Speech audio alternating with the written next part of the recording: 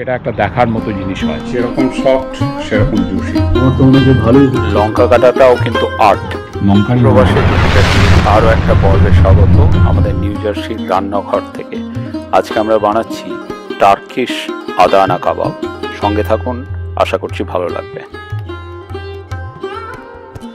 আদানা কাবাব তৈরি করার জন্য আমরা এই যে দেখছেন চিলি ফ্লেক্স, 2 চামচ চিলি ফ্লেক্স, মানে এটা অ্যাকচুয়ালি লঙ্কা কাটা, আমাদের যে শুকনো লঙ্কা হয় সেগুলোকে কুচি কুচি করে কাটা। চিলি ফ্লেক্স, তার সঙ্গে আর একটু পেপ্রিকা, একটু একদম ফুটন্ত গরম জলে এটাকে মিশিয়ে রাখছি।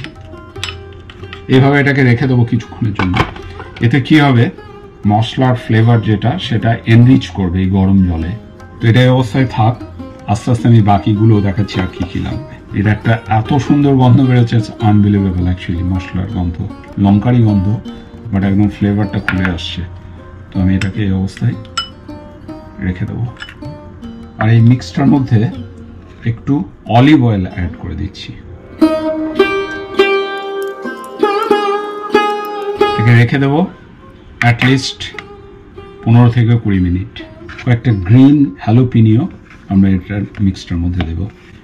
আপনারা দেখতে পাবেন খুবই সিম্পল মশলা দিয়ে তৈরি হবে এই কাবাব।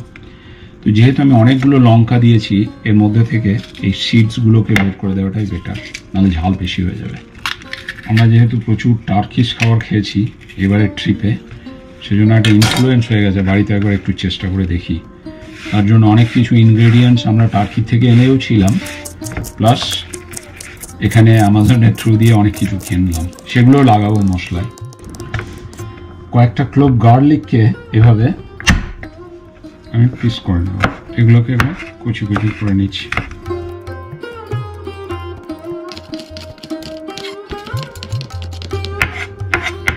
আচ্ছা, এটার মধ্যে আমরা দেবো একটু পার্সলে, ধনে পাতা কিন্তু নয়, পার্সলে লিভ কিনে এনেছিলাম, সেটাকে কুচি কুচি করে কেটে এর সঙ্গে মিক্স করে দিচ্ছি। পুরো মিক্সটাকে এবার চিকেন কিমার সঙ্গে মেশাবো, তারপরে রেখে দেবো অ্যাটলিস্ট আধ ঘন্টা ফ্রিজে, কারণ ওটাকে টাইটনিং করতে হবে। তো দেখাচ্ছি সেটাও। কিছুটা কিমা, বেশ অনেকটা কিমা একটা জায়গাতে করতে দিয়েছিলাম, এই কিমাটার মধ্যে মশলাগুলো দিয়ে দিচ্ছি। ভেড়ার মাংসের কিমারও কিন্তু খুব ভালো আদানা কাবাব হয়। মশলা বলতে হ্যালোপিনিও, তার সঙ্গে ছিল গার্লিক আর পার্সলে, তার সঙ্গে অ্যাড করছি এই চিলি ফ্লেক্সটা, আর দেব একটু এই টার্কিশ মশলা, এটাকে বলে সুমাক, গ্রাউন্ড সুমাক। অ্যাড করছি একটু নুন, নুনটা একটু বেশি করে দিতে হবে।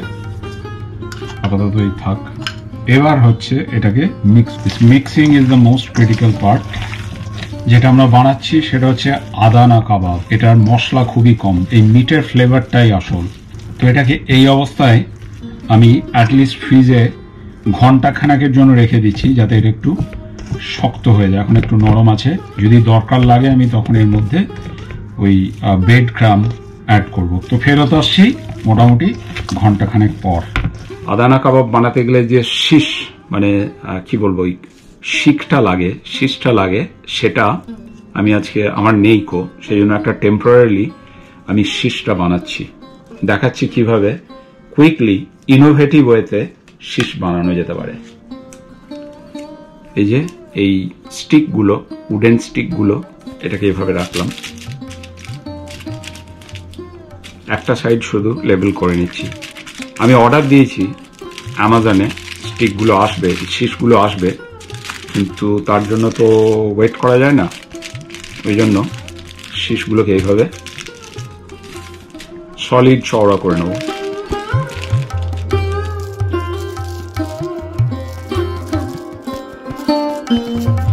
হয়ে গেল শীষ কাবাবের স্টিক।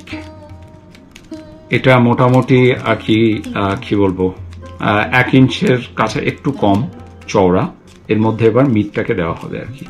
তো প্রায় 2.5 ঘন্টার ওপরে আমরা এই চিকেনটাকে, বেসিক্যালি কিমাটাকে, চিকেন কিমাটাকে টার্কিশ কাবাবের মিক্স দিয়ে ম্যারিনেট করতে দিয়েছিলাম।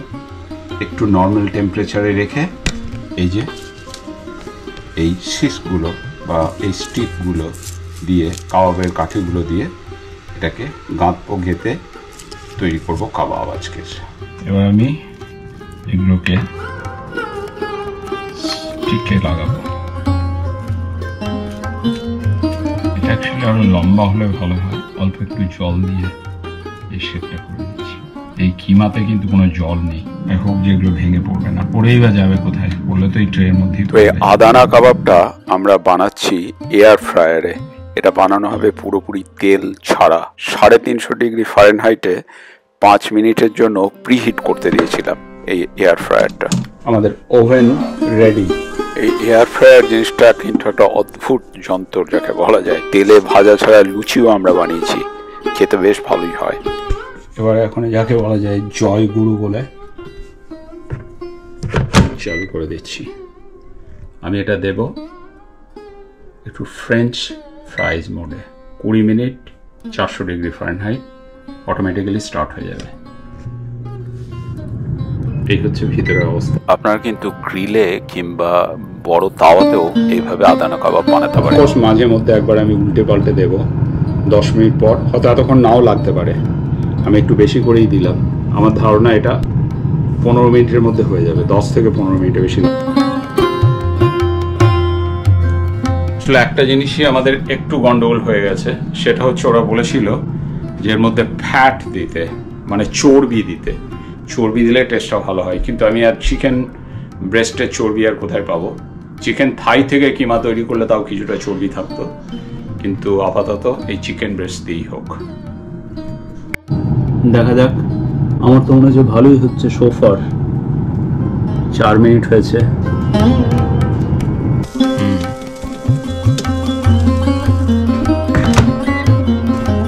সোফার এভরিথিং লুকস গুড। এবার একটু উল্টে দিই।